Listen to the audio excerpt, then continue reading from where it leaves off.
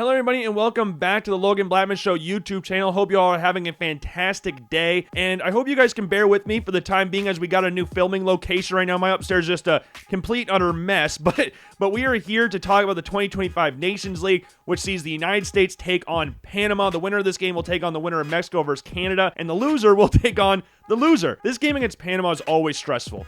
It's always stressful. Like, you look at the past two competitive fixtures the United States has had against Panama, Panama's come out on top. Whether that be the Gold Cup in 2023 where Panama won on penalties, or the Copa America last year where Blackman and Fajardo scored goals, Tim Weah got a red card, and that basically was the final nail in the coffin for Greg Berhalter as manager of the United States. I know they lost to Uruguay in the next game, which ultimately ruled them out for the rest of the tournament, but that game against Panama, I would say, was that final nail because no one in their right mind was expecting Bolivia to get a result against Panama that the United States desperately needed to advance. Had they actually done anything against Uruguay, but they didn't score, they didn't pose any threat in that game, and Greg Berhalter did the famous 1-1 thing after Bolivia tied the game, and 5 seconds later, Uruguay scores. And again, I don't care if it was technically offsides, or if we think it was offsides, doesn't matter. The United States at that point in time did not deserve to go through. They were the first and only, I think, team, the host nation in the Copa America to not qualify for the knockout stage. That's not a great look for us. That's not a great look, and Greg Berhalter was ultimately fired. Mauricio Pochettino was brought in, and I didn't even really think he was a realistic option at that point in time. And there's been some rumors going around that he could go to Manchester United or he could go back to Europe or something like that, but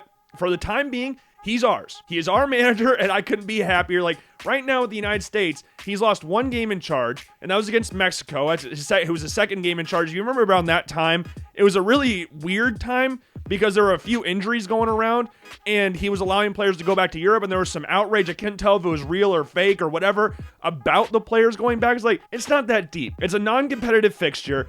They're not wanting to get hurt. They're going back to Europe. It's fine. I don't really care. But Mauricio Pochettino, ironically, his first game in charge of the United States was against Panama back in October, the game before the Mexico game, and the United States won 2-0. Yunus Musa, Ricardo Pepi both scored goals in that game. And speaking of Pepi, battling an injury, Balogun also battling an injury, so neither one of them are in the squad. So the striker situation and the forward situation for the United States is not necessarily at a great point. For a lot of people, like, if you go to the comment section of a lot of this, when the squad got announced, a lot of it's talking about, like, the inclusion of Brian White, which was kind of surprising, but he did score in one of the recent games under Pochettino. Adjaman is also in the squad from Charlotte FC. So there's not, like, the big names that we're used to seeing in there, but Josh Sargent's still there, and Josh Sargent's in red-hot form. 12 goals and 5 assists so far this season for Norwich City down in the championship. He's been linked with moves this coming offseason as well. Haji Wright is not in the squad. Just on the topic of scoring in the championship, Haji Wright just scored a hat trick for Coventry Street, so he's making Mauricio Pochettino looking kind of like, But the United States right now, for the complaints, or maybe not complaints, that might not be the right word, but for the discontent, I guess, I don't really know what word to describe it, around the squad, this is still a strong enough squad to win this tournament. Like, you look at the rest of the players in the squad, you still got, like, familiar face, like Christian Pulisic in the squad, Yunus Musa, who was listed as a forward in the squad announcement as well, which is a very interesting development there. But you got Weston McKennie, who's playing great for Juventus, who's captained them on a few occasions as well. Tyler Adams playing really well for Bournemouth. Giovanni Reina's in the squad, who was kind of one of the question marks around the squad because he hasn't really been in that great of form for Borussia Dortmund recently, but in regards to talent and natural playmaker, he's one of the best, if not the best, the United States has to offer. You've also got the likes of Anthony Robinson at left back, who arguably this season, you can even say portion of last season, was the best left back in the Premier League. Like, I'm not even just saying that as a homer or anything, but he's just been playing fantastic for Fulham. I think he's second or third in the league in assists as well this year. He's been a captain for them as well. So he's been fantastic. Absolutely fantastic for Fulham. And then you got the likes of Chris Richards. Mark McKenzie's playing really well for Toulouse over in France. Tim Ream, who's captained the United States under Mauricio Pochettino quite a few times recently over at Charlotte. He plays for Charlotte FC now. Joe Scally, Fossey at right back. That's going to be an interesting conversation with Tim Weah also there as well, because he's been playing as a more natural right back in Thiago Motta's system over at Juventus. So we'll see if Pochettino decides to line him up at right back or if he keeps him on the wings. We'll get to that here in a little bit, but other players that are making a return to the squad, you got Diego Luna, who Mr. Pochettino was gave a lot of praise to the last camp he was in, the last game he was in, talking about how he had big balls or something like that. I can't remember the exact word he used for that, but Diego Luna, I'm really happy for because he's been working his ass off. for RSL and the MLS. So I'm excited to see what he can provide in this squad as well. You've also got the likes of Tanner Tessman, who's playing well for Lyon over in France. Like, this is a good squad.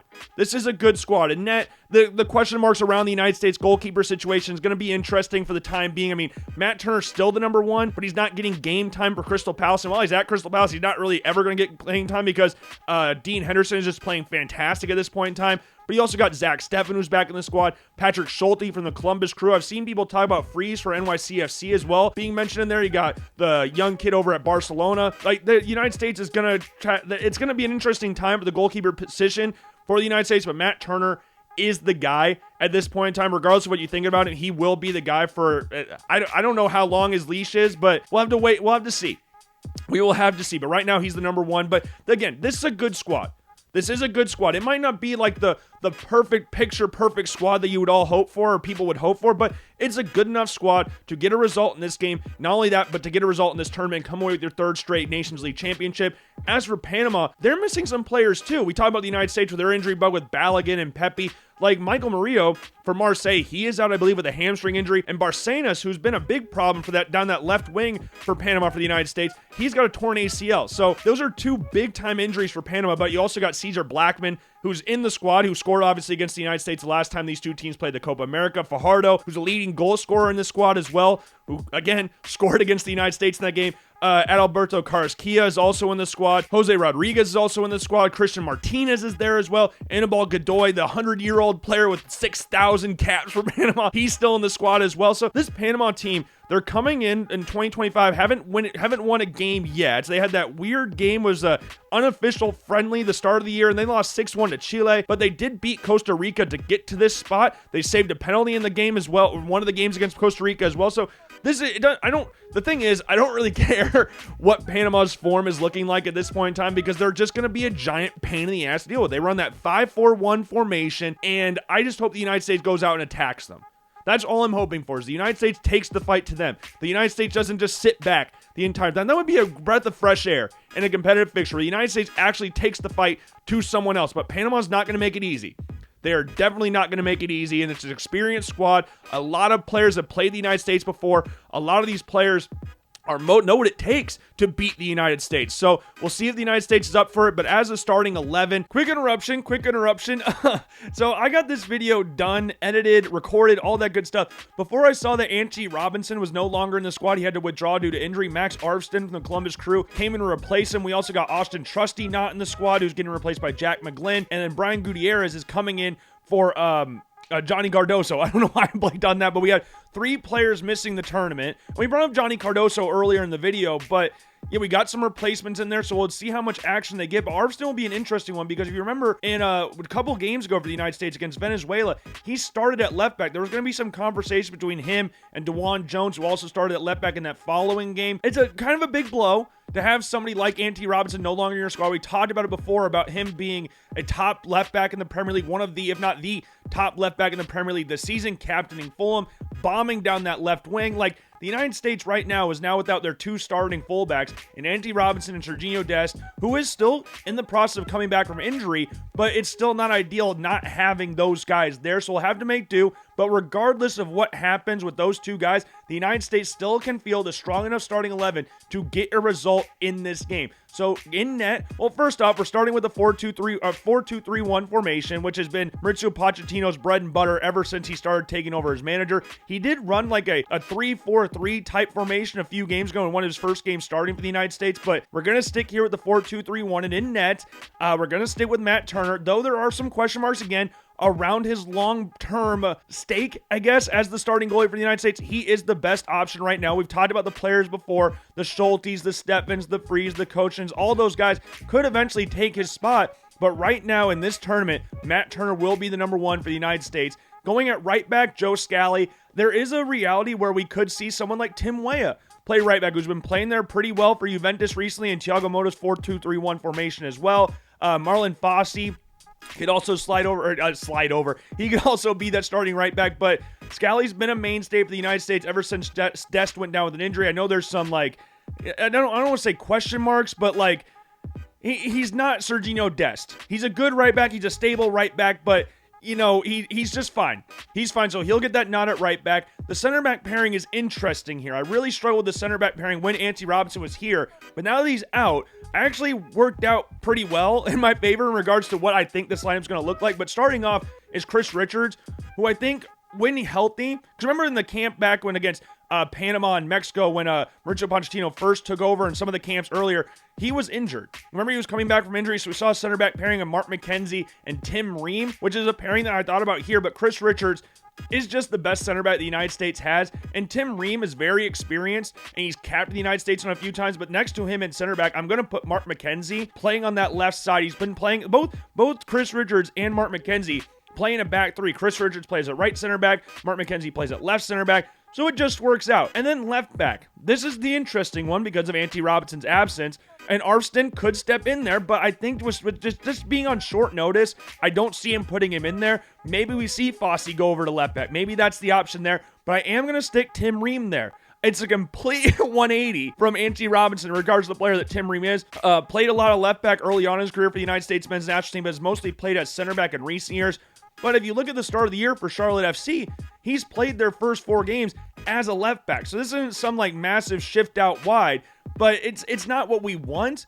But I think that it can work in this, and Mauricio Pochettino has shown a lot of trust in him again, giving him the captain's armband on a few occasions. Very experienced player. He may not be the absolute burner or have anywhere near the athleticism that Anthony Robinson has, not doing any backflips or anything like that, but he's a steady player, consistent player. I think he should do fine at that left back spot in place of Anthony Robinson. And maybe in the next game, whether it's against Mexico or Mexico or Canada, then we see someone like Arston, or maybe we see Fossey go over to left back. Like, there are options there, but for this game in particular, I'm going to go with Tim Ream there. The center midfield pairing, we're going to go Weston McKennie at right CDM, who's been in really good form for Juventus, who we talked about notably playing as a number 10, and he has played that number 10 position under Mauricio Pochettino, but with this squad, I'm going to stick him back here. And then next, he's also played at this spot as well. It must be noted there. And then next to him at left center mid, we're going to go Tyler Adams, who again, like we talked about, very good form for Bournemouth this season. One of the most integral parts to this United States men's national team from a leadership standpoint. And he's finally healthy. That's the key thing here. He missed a few games early on. We saw Tanner Tessman play in midfield, Johnny Cardoso in there, Jack McGlynn played in the midfield in some of the friendlies a couple times. The last camp that we had, so maybe we see him in there. Tessman can again go in there, but I think McKennie and Adams is the best midfield partnership for this 4-2-3-1 formation. On the right wing, this one we've seen Tim Weah play there like 99% of the time for the United States men's national team, but under Pochettino, Yunus Musa has been playing on that right side. He was listed as a forward in the United States official squad announcement, which is still a very interesting development because for AC Milan, he plays as that right CDM. But if you look at his time at Valencia, played a lot on that wing as well. So I think it's a very natural fit for him there. It may not be the position he plays all the time, but Pochettino has liked playing there, so we're going to stick him out on the right. In the number 10 position, we're going to go with Christian Pulisic, a position he's played under Pochettino as well, a position he's played a little bit for AC Milan, though we notably see him on the right wing. But Christian Pulisic, giving them freedom to do whatever he wants in the middle of the field, I think would be very good. And then Tim Weah coming off the left. Again, we talk about him being a right winger. We talk about him being a right back. But coming off the left wing, I think he could be very dangerous there, especially with Tim Ream behind him. I think he could travel up and down that wing. He's very pacey, got a lot of energy over there as well. So I think he can control that touchline so Tim Ream doesn't need to keep tracking back or going forward because he just doesn't really have the legs for that. But Timothy Weah, slots right into that left wing spot. And then striker, it's Josh Sargent. We've talked about it before about him being one of the most informed players for the United States men's national team. 12 goals, 5 assists for Norwich City. Has a chance to, once again, try and cement his spot as one of the main strikers for the United States men's national team, with Balogun and Pepe both out, with Haji Wright not being in the squad. Now, I'm intrigued to see, like with Ajimang and Brian White and Gutierrez, see what they do with those positions in there as well. Yeah, I think this squad is good enough to get a result, not only get a result here, but get a result the rest of the tournament as well. And I would like to note this as well. I've been saying it a few times throughout the video, and I noticed this when I was editing, that the United States has won 2 straight Nations Leagues. They've won 3 straight, but they won back-to-back years. Because the first one was all the way back in 2020. There was a few years gap, or 2021, I can't remember, but there's a gap. And then we had one 2 years ago, and then last year. So it was 3 years in a row in regards to the actual years in a row, but 4 in a row in regards to the Nations League in total. But regardless, I think the United States, good enough squad, good enough starting 11. It could be interesting, but time will tell. But that's my starting lineup for this game against Panama. Yeah, I think, again, this squad is good enough. The starting lineup is good enough for the United States to get a result here. And I just hope that they actually take the fight to Panama. I'll keep reiterating that because I'm so sick and tired of the United States allowing pressure. I want them to attack. And under Pochettino, I think that can happen. And I think the United States should be able to come out at least 2-1 victors in this game. Finally get a win over Panama in a competitive fixture. That'd be so nice to see. That'd just be so nice to have the United States actually win a game like that. So time will tell. Time will tell. We'll await the winner of Mexico versus Canada, or the loser, I guess. Does it? Because we don't know. We don't know. Because we've been snake bitten by Panama a few times in national in competitive fixtures. But Pochettino's different than Berhalter, so let's hope he gets a result here. But with that being said, I think that's all we've got for you on this United States men's national team preview. Obviously, have a preview for the next game as well.